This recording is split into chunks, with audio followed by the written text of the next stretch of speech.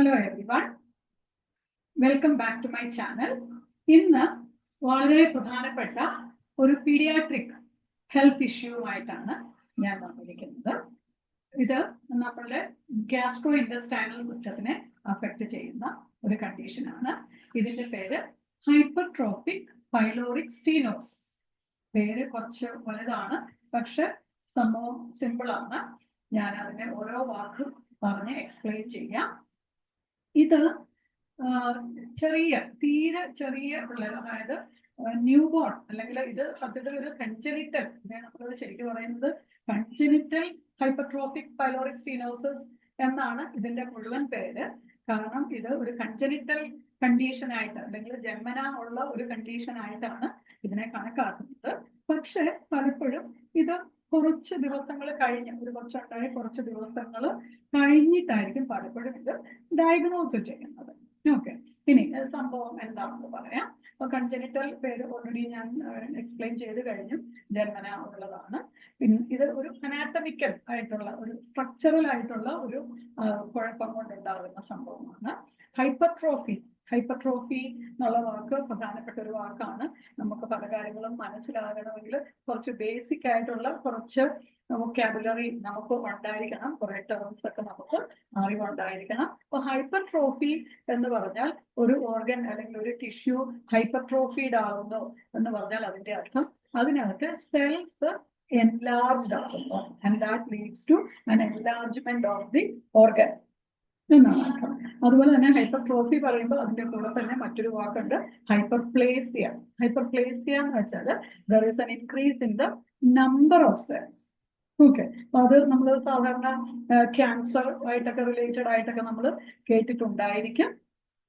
അത് ഇവിടെ നമുക്ക് അതിന്റെ ആവശ്യമില്ല, എന്നാലും ഹൈപ്പർട്രോഫി പറഞ്ഞ കൂട്ടത്തിൽ ഞാനത് പറഞ്ഞതേ ഉള്ളൂ.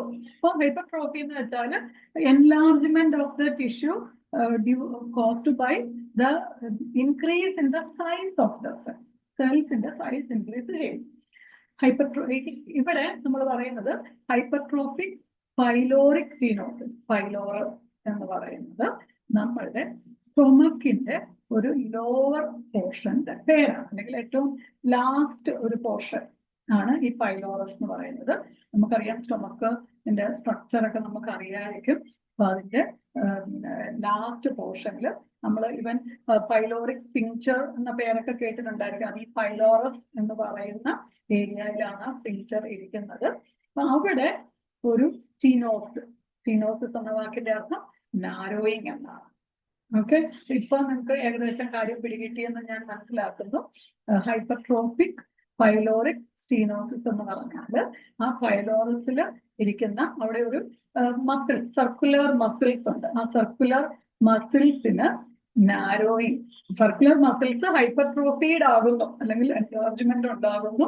അപ്പൊ അതുകൊണ്ട് ആ പൈലോറസിൽ ഒരു നാരോയിങ് ഉണ്ടാകുന്നു.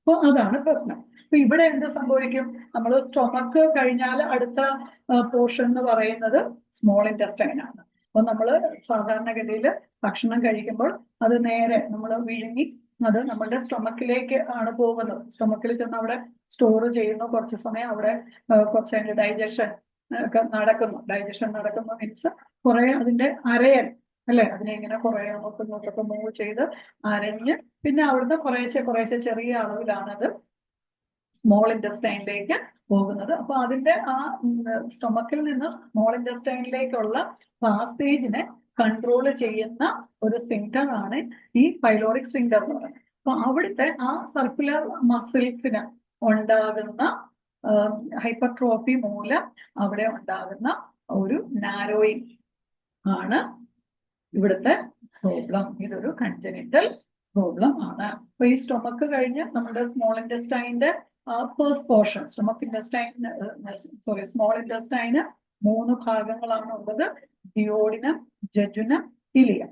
അതിനകത്ത് ഡിയോഡിനമാണ് ഈ പൈലോറസ് കഴിഞ്ഞാൽ തൊട്ട് വരുന്ന ഏരിയയ്ക്ക് പറയുന്ന പേര് ഡിയോഡിനം എന്നാണ്.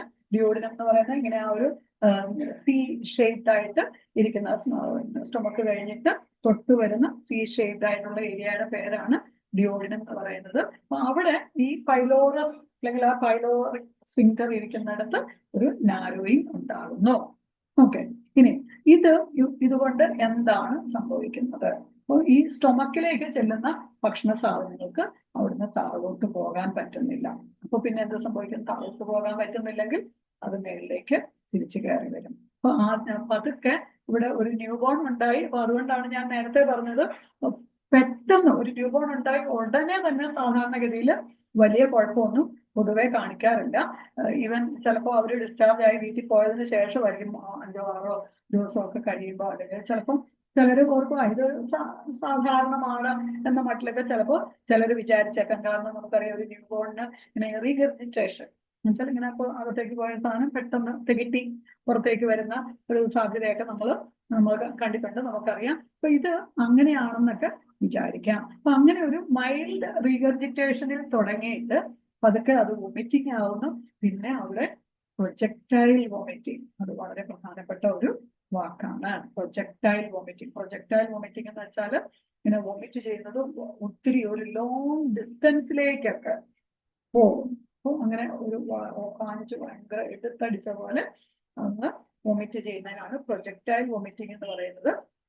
ഈ പ്രൊജക്ടൈൽ വോമിറ്റിംഗ് ഏറ്റവും കോമൺ ആയിട്ട് കാണുന്ന ഒരു കണ്ടീഷനാണ് ഈ ഹൈപ്പർട്രോഫിക് പൈലോറിക് സ്റ്റീനോസിസ്.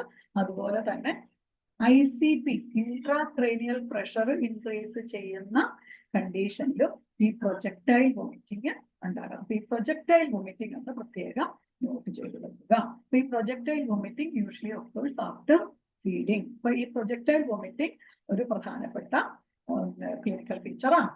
രണ്ടാമത് ഈ വോമിറ്റ് ടെസ്റ്റിൽ എന്തൊക്കെ ഉണ്ടാകാം? സ്വാഭാവികമായിട്ട് പാലാണ് ഒരു ന്യൂബോൺ കുടിക്കുന്നത്, പാല് മാത്രമേ കുടിക്കാറുള്ളൂ. പിന്നെ ഇനി അമ്മയ്ക്ക് ആവശ്യത്തിന് ബ്രസ്റ്റ് മിൽക്ക് ഇല്ല എന്നൊക്കെ ഉണ്ടെങ്കിൽ ചിലപ്പോൾ ഫോർമുല ഫീഡ്സ് ഒക്കെ ആയിരിക്കും. എന്താണെങ്കിലും ആ കുടിച്ച സാധനം അതുപോലെ പുറത്തേക്ക് വരുന്നു. പിന്നെ അതുപോലെ ഇങ്ങനെ സ്റ്റൊമക്കിലേക്ക് ചെന്ന് കഴിയുമ്പോൾ സ്റ്റൊമക്കിലെ കുറച്ച് കോണ്ടൻസ് ഒക്കെ അതിനകത്ത് ആഡ് ആകും. അപ്പൊ അതുകൊണ്ട് ഇതിനകത്ത് മ്യൂക്കസ് ഉണ്ടാകാനുള്ള സാധ്യതയുണ്ട്. പിന്നെ ഇത് ഇങ്ങനെ എന്താ പറയുക, പ്രൊജക്ടൈൽ വോമിറ്റിംഗ് ആയതുകൊണ്ട് തന്നെ ചിലപ്പം ബ്ലഡ് ടിഞ്ച്ഡ് ആകാനൊക്കെ ഉള്ള സാധ്യത ഉണ്ട്. പക്ഷെ ഇതിനകത്ത് ഒരു പ്രധാനപ്പെട്ട കാര്യം, നമ്മളെപ്പോഴും ഈ വോമിറ്റ് ടെസ്റ്റ് നമ്മൾ എപ്പോഴും അസസ് ചെയ്യും. അപ്പൊ ആ വോമിറ്റ് ടെസ്റ്റിന്റെ ക്യാരക്ടറിസ്റ്റിക് അനുസരിച്ച് നമുക്ക് കുറച്ച് ഇതായിരിക്കാം പ്രോബ്ലം കണ്ടീഷൻ എന്നൊക്കെ നമുക്ക് കുറച്ച് അസസ് ചെയ്യാൻ പറ്റും.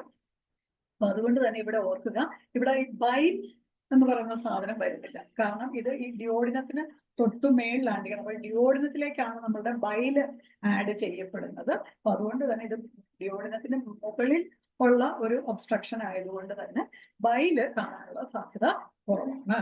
പിന്നെ ഈ അകത്തേക്ക് ചെല്ലുന്ന സാധനം എല്ലാം ഇങ്ങനെ പുറത്തേക്ക് അടിച്ച് പോരുന്നത് കൊണ്ട് തന്നെ ഈ കൊച്ച് എപ്പോഴും ഭയങ്കരമായിട്ട് വിശപ്പ്, ഹങ്കർ ഉണ്ടായിരിക്കും. അതുപോലെ വിശപ്പ് വരുമ്പോൾ അറിയാം പിള്ളേര് ഭയങ്കര ഇറിറ്റബിൾ, എപ്പോഴും ഇങ്ങനെ കരച്ചിൽ കാറി ഒക്കെ കരയുന്നു, അങ്ങനെയുള്ള ലക്ഷണങ്ങൾ. പിന്നെ വളരെ പ്രധാനപ്പെട്ട മറ്റൊരു ലക്ഷണം, നമ്മൾ പ്രൊജക്ടൈൽ വോമിറ്റിംഗ് പറഞ്ഞതുപോലെ മറ്റൊരു ലക്ഷണമാണ് വിസിബിൾ പെരിസ്റ്റാൾസിസ്.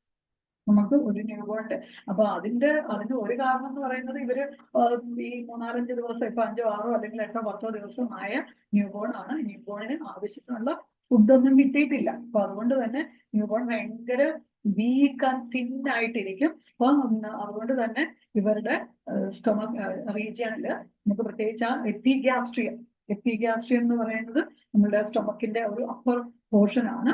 അവിടെ നമുക്ക് ഒരു visible peristalsis from left side to right side, left to right, ഇങ്ങനെ ഒരു വിസിബിൾ പെരിസ്റ്റാൾസിസ്.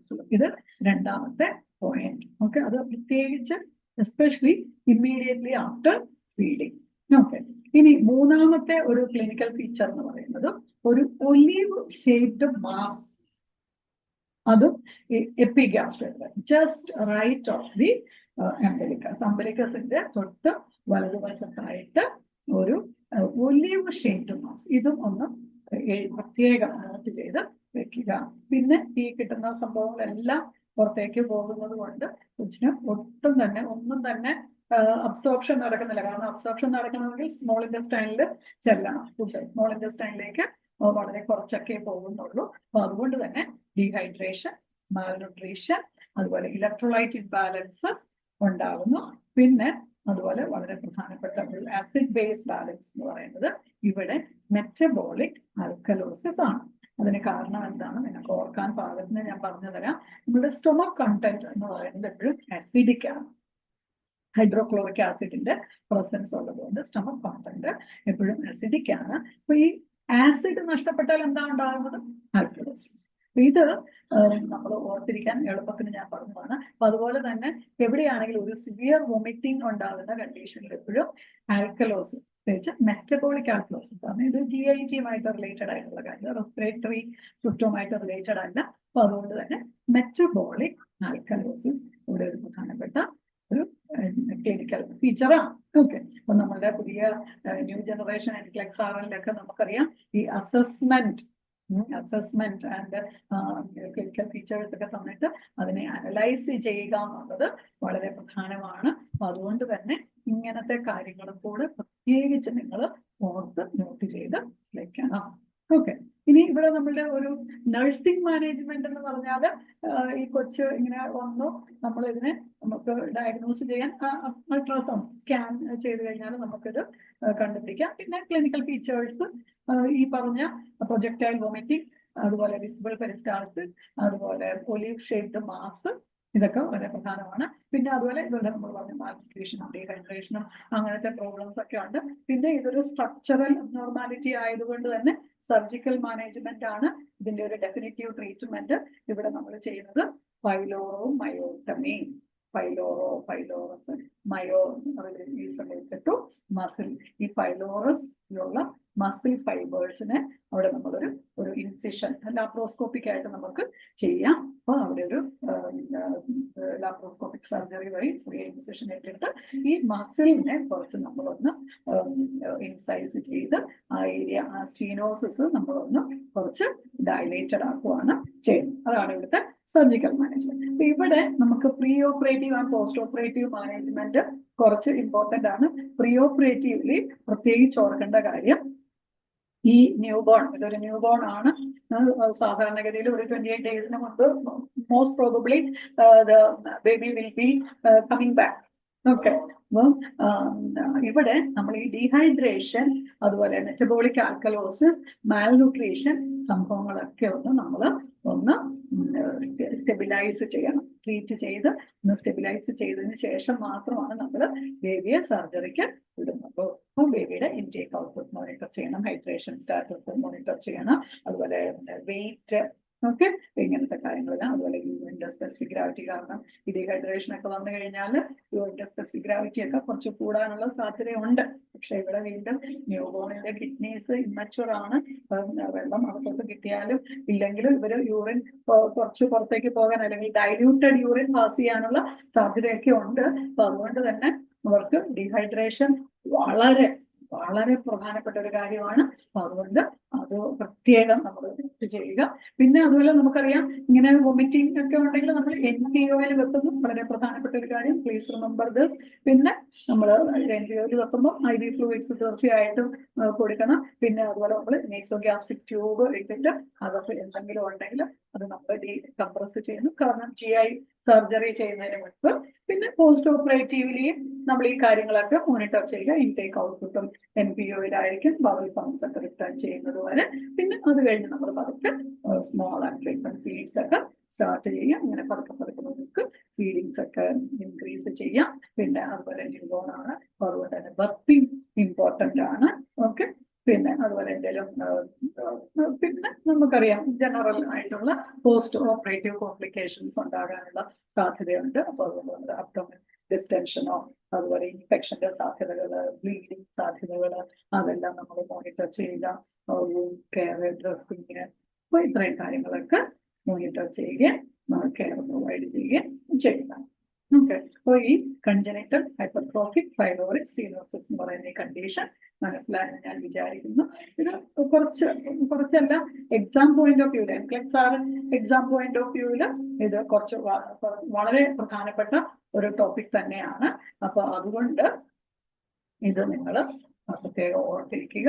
ഓക്കെ, വീണ്ടും മറ്റൊരു വീഡിയോയുമായിട്ട് അധികം താമസിയാതെ തിരിച്ചു വരുന്നതായിരിക്കും. Thank you for watching.